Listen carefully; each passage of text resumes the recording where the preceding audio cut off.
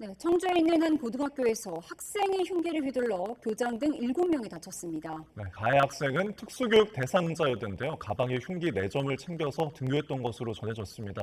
김성훈 변호사와 함께 짚어보겠습니다. 어서 오십시오. 안녕하세요. 네, 학교에서 또 끔찍한 사건이 발생을 했는데 어떻게 일어난 거죠? 네, 사실 뭐 경위에 대해서는 누구도 알 수 없는 상황입니다만 일단은 이제 교무실 앞에서 흉기 난동이 벌어졌다라고 하고요.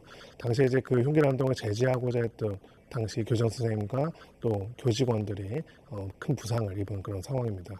뿐만 아니라 이제 또 밖에 나가서는 행인들에게도 칼을 휘두르고 아까 잠깐 나와 있듯이 운전하는 운전자에게도 창문을 열도록 한 다음에 흉기들을 휘두른 어찌 보면은 학교에서 벌어졌긴 했지만 묻지마 흉기 난동과 같이 벌어진 흉기 난동 사건이다라고 볼 수 있습니다. 네, 7명이 이제 부상을 입은 사건인데 지금 가방을 또 압수해봤더니 경찰이 그 안에서 흉기를 추가로 또 발견을 한 것 같더라고요. 좀 이 점이 놀라운데요. 네, 실제로 이제 범행에 사용됐던 흉기 같은 경우에는 일종의 문구용 카터칼이라고 해서 일반적으로 그 휴대가 뭐 불가능하거나 안 하지 않고 학생들이 휴대할 수도 있는 그런 것 중에 하나라고 하는데 실제로 가방을 열어보니까 망치 그리고 식칼과 같이 정말 살상력이 큰 흉기라고 할 수 있는 것들이 다수 발견된 부분들이 있어가지고 애초에 좀 계획적으로 흉기 난동 등을 벌이려고 이런 것들을 준비했던 것이 아닌가라는 부분들을 추가로 확인해볼 필요가 있는 사안이라고 볼 수 있습니다.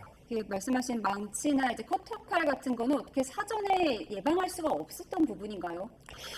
네, 사실 뭐 법원처럼 뭐 그 들어오는 학생들에게 짐 검사를 하거나 뭐 일종의 그런 것들을 할 수 있는 것들은 아닌데요.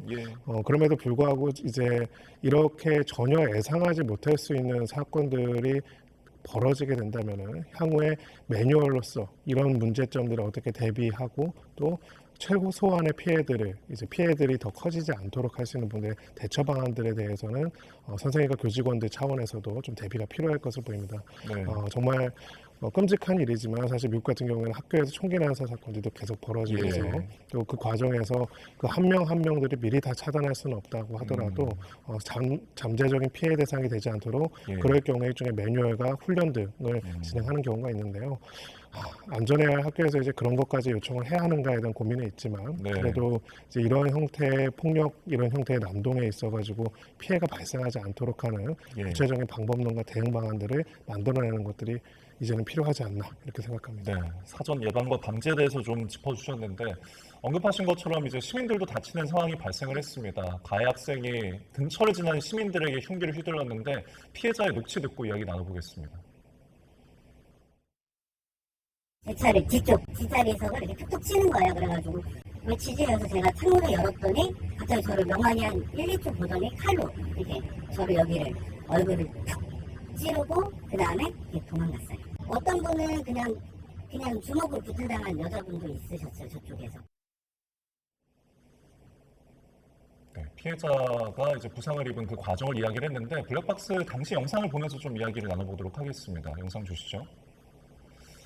자, 일단은 차를 타고 지나가다가 지금 이 도로를 가로질러서 이 가해 학생이 지금 등장을 합니다. 그리고 이제 문을 톡톡 두드렸다는 거예요. 그리고 이제 멍하니 있다가 찌르고서 지금 저렇게 보시는 것처럼 뒤편으로 도망갔다는 건데 좀 이런 부분들은 조금 뭐랄까요, 우발적으로 볼 수 있을까요?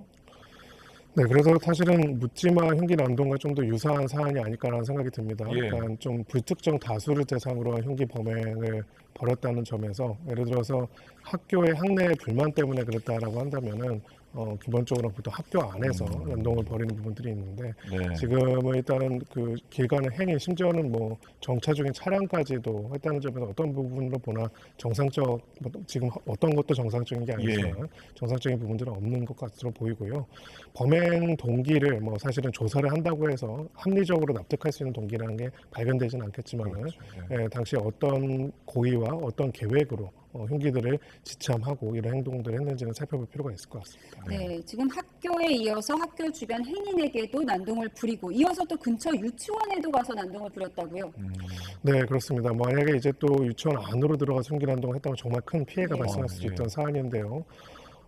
사실 이제 이런 일들이 왜 벌어지는지 구체적으로 어떻게 사전 예방을 할 수 있는지에 대한 방법론은 사실 그 누구도 얘기하기는 어려울 것이라고 생각이 듭니다. 예. 다만 이제 학생들이 다수 모여 있거나 또 이런 범죄에 저항력이 없는 어린 학생들이 있는 곳에는 이런 범죄의 의도를 가지고 접근하는 그런 범인들을 차단하고 그로부터 이제 학생들을 보호하고 지킬 수 있는 조치들이 어떻게 보면 방법론으로 만들어질 필요가 있다는 생각이 들고요. 예.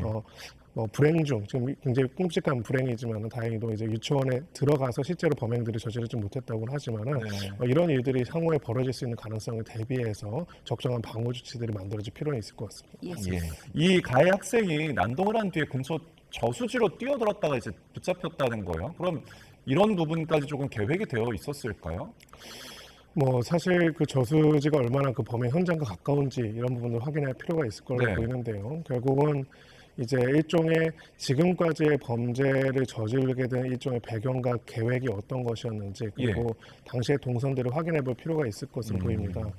지금 몇 가지 드러나는 포인트들이 있는 거는 지금 학교에서 흉기 난동이 시작됐지만은 거기에 그치지 않고 지나가는 행인과 정차 중인 차량까지 무차별적인 공격을 대상으로 삼았다는 것이고요. 네. 또 한 가지는 아까도 나왔지만 유치원을 들어가서 하려고 했다. 범행을 하려고 했던 지점도 보이는 부분들이 있습니다. 그래서 기본적으로는 다수의 불특정 다수인을 대상으로 한 흉기 난동을 계획을 했다가 그 계획을 어느 정도 진행하던 중에 스스로를 이제 자해를 하기 위해서 들어간 것인지 아니면은 도피의 과정에서 들어가게 된 것인지 이런 부분들은 확인해 볼 필요가 있을 것으로 보이고요. 어떻게 조사를 하고 어떤 이야기, 어떤 진술을 한다고 하더라도 그 동기를 우리가 객관적으로 생각하고 납득하기는 어려울 것이지만은 왜 이러한 부분들에 대한 그 범행이 벌어지는 좀 위험 신호와 징후들은 어떤 부분들이 있었는지는 확인해 볼 필요가 있지 않을까 싶습니다. 가해 학생이 고등학교 2학년 특수교육 대상자로 확인이 됐다고 하는데 특수반이 어떤 특수반인 거죠? 네, 지금 구체적으로는 왜 어떤 특수반으로서 이제 그 배치가 됐는지에 대해서는 좀 더 확인이 필요합니다. 다만 이제 그 교육 자체는 일반 학생들과 같이 교육을 받지만은 특수반으로 편성되어 있다. 일단 보도 내용에 따르면은 그런 내용들이 나와 있고요. 다만 이제 지금 이 벌어진 흉기 난동이 특별하게 이 학생이 가지고 있는 일정한 특성 그리고 특수반으로서의 어떤 요건 때문에 벌어진 것인지 아니면은 그것과 무관한 것인지에 대해서는 확인이 필요하다 이렇게 생각합니다. 네. 이 특수교육 대상자라고 하지만 고등학생이면 그래도 신체적 능력이 성인과 비슷하잖아요. 그리고 전담하는 특수교사도 있을 텐데 이런 부분들이 제대로 전담 관리가 되어 있는지도 앞으로 확인해 볼 부분인가요? 네, 사실은 이렇게 폭력적인 성향을 가지고 학생이나 교사를 대상으로 폭력적인 행위를 하는 것이 소위 말하는 특수반 학생들이 더 많이 빈도가 있다는 과학적인 근거가 있다고 생각하지는 않습니다. 일반 학생들도 그런 폭력 성향을 가지고 범죄를 저지르는 경우도 있기 때문이죠. 그래서 그런 면에 있어서 특수교육 대상자라는 것 자체가 너무 부각되는 것보다는 일반적으로 학교에서 소위 말해서 살상이 발생할 수도 있는 큰 끔찍한 결과가 발생할 수도 있는 난동이라든지 폭력 행위들이 있을 때 거기에 대해서 적절하게 대처하고 더 큰 피해가 발생하지 않도록 하는 매뉴얼과 방법론들이 만들어져 있는지는 우리가 점검하고 확인해 볼 필요는 있을 것으로 보이고요. 그런 부분에 있어 가지고 이런 사건뿐만 아니라 앞으로도 이런 일이 없어야겠지만은 이들이 발생했을 때 그것이 심각한 구체적인 피해로 발생하지 않도록 하는 방법론들이 꼭 있어야 하지 않을까 싶습니다. 이렇게 학교에서 끔찍한 사건이 일어나다 보니까 학부모들도 소식을 듣고 발을 동동 구르면서 학교로 바로 달려오기도 했는데요. 녹취 듣고 계속 이야기 나눠보겠습니다.